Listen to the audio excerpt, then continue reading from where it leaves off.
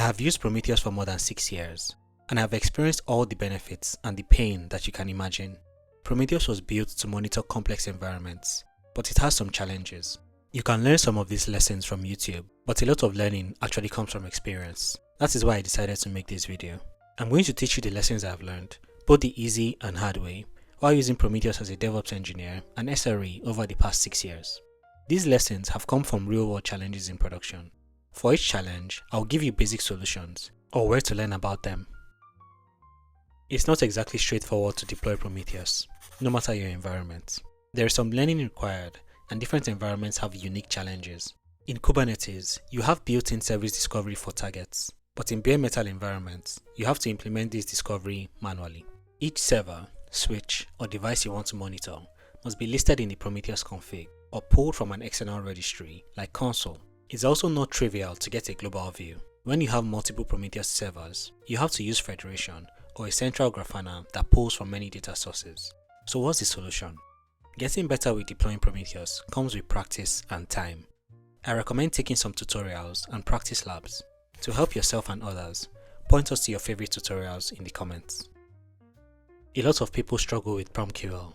The learning curve is steep, and you typically only need it when you need to implement monitoring tasks, which is not often, to be honest. If you found it difficult, don't worry, it's not just you.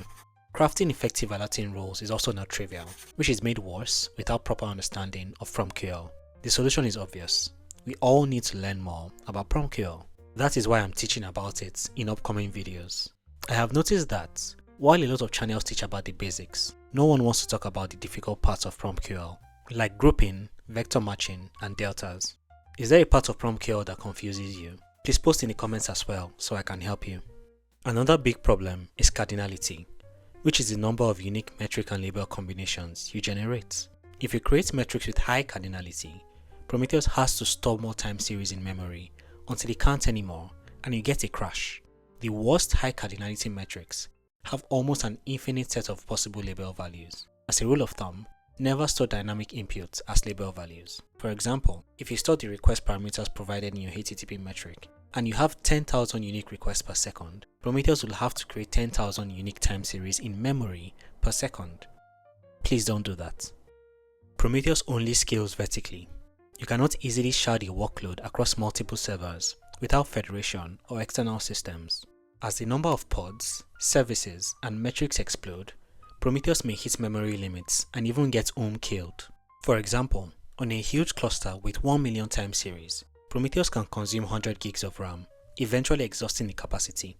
The solutions here involve embracing best practices for queries, monitoring Prometheus itself, setting limits, and so on.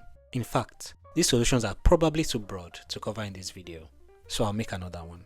For now, see the Cloudflare blog about how we run Prometheus at scale, and pester me please if I haven't explained in detail by Q2 2026.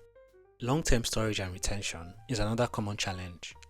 By default, Prometheus uses local disk storage, which grows linearly with the time range retained. It lacks built-in long-term retention or downsampling features. In practice, teams only keep Prometheus data around for a couple of weeks. Trying to store months of metrics leads to huge disk usage and slow memory-heavy queries. To retain metrics longer, you have to use external storage solutions. Thanos is the most popular solution, but there are others like Cortex. Beware though, that using a storage solution also comes with its own challenges. The best way to make Prometheus easier for you is to invest some time in learning. Read some books, take some courses, talk to other people using Prometheus. I have linked some resources in the description, channels and courses that help you learn about Prometheus from first principles. As you learn, also take some time to practice, as it really makes your journey easier. Don't give up, happy monitoring, and see you in the next video.